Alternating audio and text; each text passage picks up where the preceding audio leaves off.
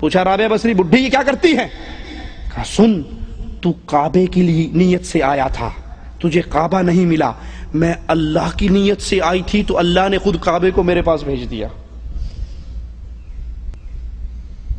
خواجہ کا دیوانہ جس دن سے میں ہو گیا، اس دن سے ہو گیا کردار صاف میرا، کعبہ بھی کر رہا ہے آ کے طواف میرا۔ جب ان کے کہتے ہیں بقول ان قوالوں اور صوفیوں کے، جب کردار صاف ہو جاتا ہے تو کعبہ ان کا طواف کرتا ہے، جب تک کردار صاف نہیں ہوتا یہ کعبے کا طواف کرتے ہیں۔ ابراہیم خلیل اللہ کا کردار صاف تھا یا نہ تھا؟ انہوں نے کعبہ بنا کے طواف کیا یا نہ کیا؟ اسماعیل علیہ السلام نے کیا، محمد علیہ السلام نے کیا، آپ کے صحابہ نے کیا، نعوذ باللہ ان میں سے کسی کا کردار صاف نہیں تھا۔ کعبہ تمہارا تو طواف کرے، آدھی کیلنڈری رابعہ بصری کا طواف کرے۔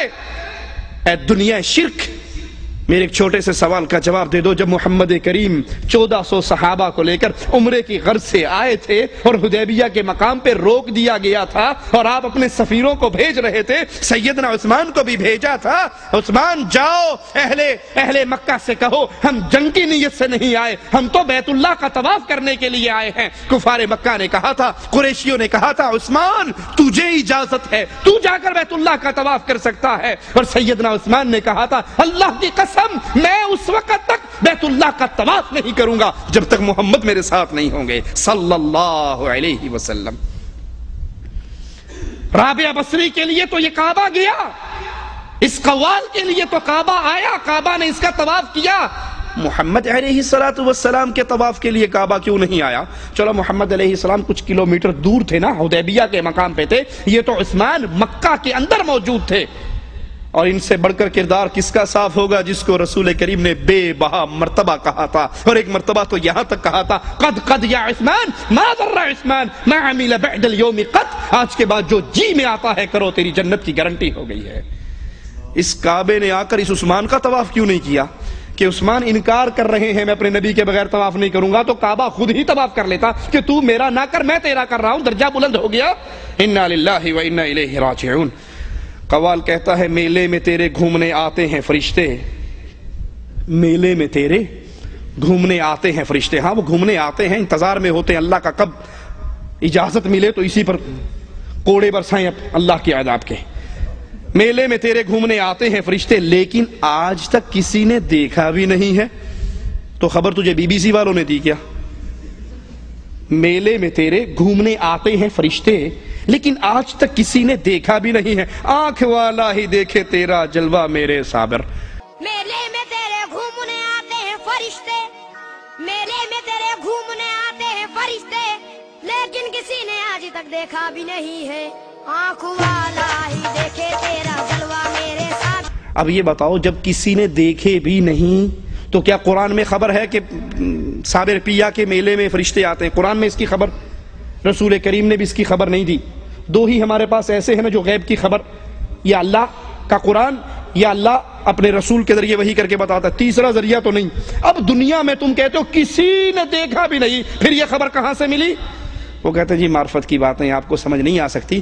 آپ نے دیکھا ہو اکثر عید میلاد پہ بڑی خوبصورت کرسی سجی ہوئی ہوتی ہے، انڈیا پاکستان میں جب میلاد کا جشن ہوتا ہے تو کرسی بڑی پیاری خوبصورت بنا کے خالی پڑی رہتی ہے۔ کسی سے پوچھو بھائی یہ کرسی کیوں ہے؟ کہا آپ کو نہیں پتا، یہاں اللہ کے رسول نے آ کر بیٹھنا ہے، یہ ان کے لیے سجی ہے۔ وہ ایک ہمارا جیسا کوئی گیا ہوا تھا، اس نے کہا سر یہ کرسی کیوں سجی ہوئی؟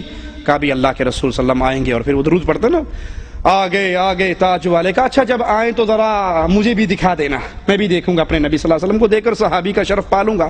کہا نہیں تو وہابی گستاخ ہے، تیری آنکھ دیکھنے کے قابل نہیں ہے۔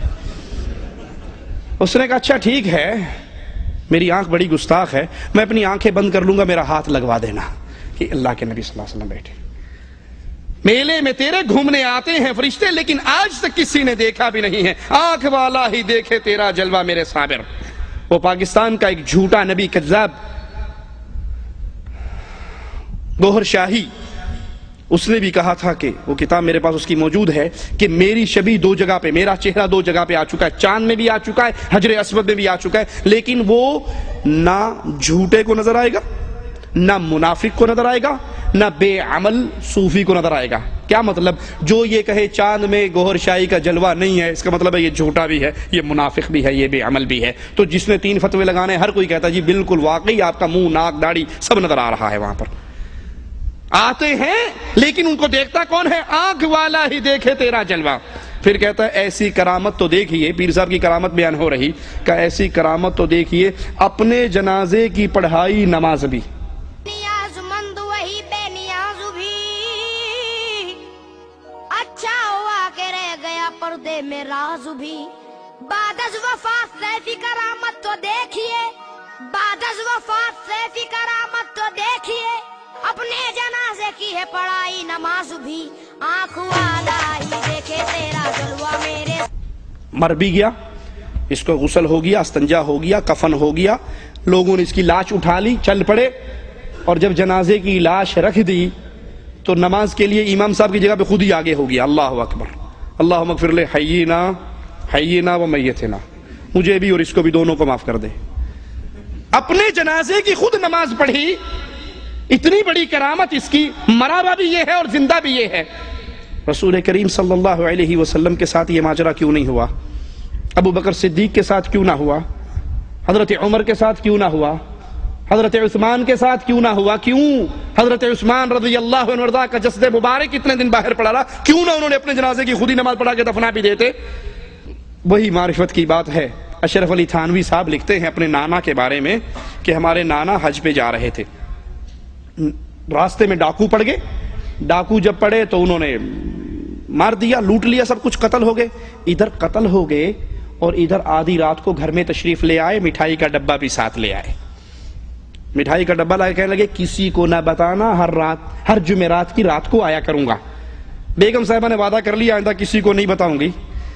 صبح خیال آیا کہ جب بچے مٹھائی گلی میں کھائیں گے اور لوگوں کو پتا ہے کہ اس کا تو خامند مارا گیا، پھر ان کے دل میں غلط سوچ آئے گی کہ یہ مٹھائی کون دے کر گیا، اس لیے اس نے صبح اٹھتے ہی بتا دیا کہ رات تھانوی صاحب کے نانا ابو آئے تھے۔ تھانوی صاحب لکھتے ہیں اس کے بعد میرے نانا پھر کبھی نہیں آئے۔ اپنا جنازہ، اس کی لاش پڑی ہے اور خود ہی اس پہ جنازہ پڑھ رہے ہیں۔ اس پہ آخری بات کہہ کے بات ختم کرتا ہوں۔ پاکستان کے اندر ایک مولوی صاحب اہل حدیث عالم نے تقریر کی کہ بھائی جو مر جاتا ہے وہ دوبارہ نہیں آتا، گیا اللہ کے پاس، معاملہ ختم۔ اس کے مقابلے پہ ان قوالوں کے مولویوں نے صبح تقریر کرتے ہوئے کہا کہ یہ وہابی نے جھوٹ بولا ہے، میرے ابا جی کو فوت ہوئے 3 سال ہو گئے ہیں، ہر جمعرات کو ہمارے گھر آتے ہیں۔